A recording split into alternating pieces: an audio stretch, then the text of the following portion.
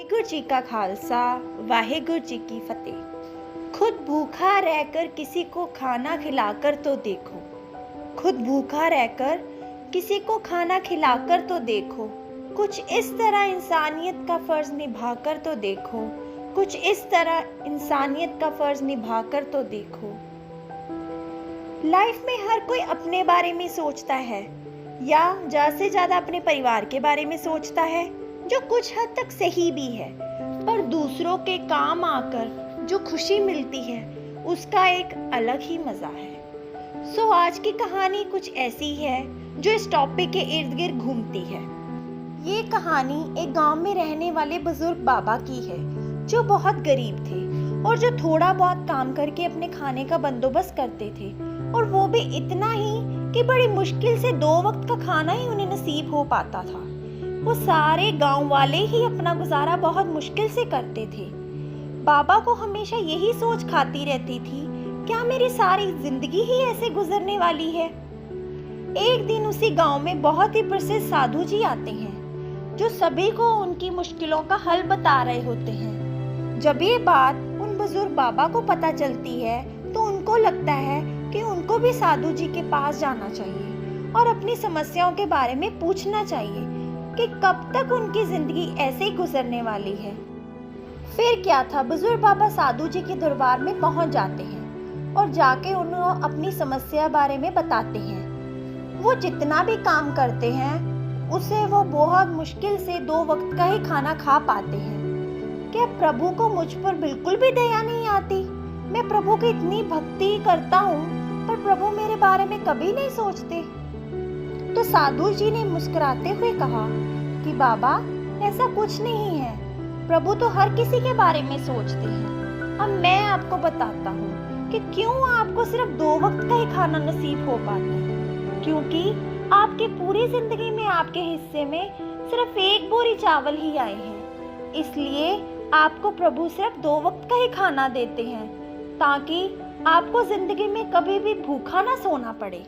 ये सुन के बुजुर्ग बाबा को समझ नहीं आता कि वो साधु जी को क्या कहें, और फिर बुजुर्ग बाबा साधु जी की बात सुनकर घर आ जाते हैं और उस बात के बारे में सोचते हैं उनको क्या करना चाहिए। सारी रात इसी बात के बारे में सोचने के बाद बुजुर्ग बाबा अगली सुबह फिर साधु जी के दरबार में पहुंच जाते हैं और साधु जी को कहते हैं, ऐसे रोज रोज मन मार के जीने से तो अच्छा है मैं एक बार तो मन भर के खाऊं। सो मैंने सोचा है कि मेरी जिंदगी के हिस्से की जो 1 बोरी चावल है वो मुझे एक बार में ही दे दी जाए। तो साधु जी ने बुजुर्ग बाबा से फिर पूछा, क्या आपने सोच लिया है? एक बार आप फिर से सोच लो कि यही 1 बोरी चावल आपकी पूरी जिंदगी का खाना है, इसके बाद आपको कुछ नहीं मिलने वाला। बुजुर्ग बाबा ने कहा, कोई बात नहीं, मुझे मेरा खाना एक बार में ही दे दिया जाए, मुझे वही मंजूर है। फिर कुछ देर सोचने के बाद साधु जी कहते हैं, ठीक है, कल आपके हिस्से की चावल की बोरी आपके घर पहुंच जाएगी। बुजुर्ग बाबा साधु जी को धन्यवाद करते हुए अपने घर आ जाते हैं। जैसे साधु जी ने कहा था ठीक वैसे ही अगले दिन बुजुर्ग बाबा के घर चावल की बोरी पहुंच जाती है। कि देखकर बुजुर्ग बाबा बहुत खुश होते हैं कि आज वो जी भरकर खाना खाएंगे।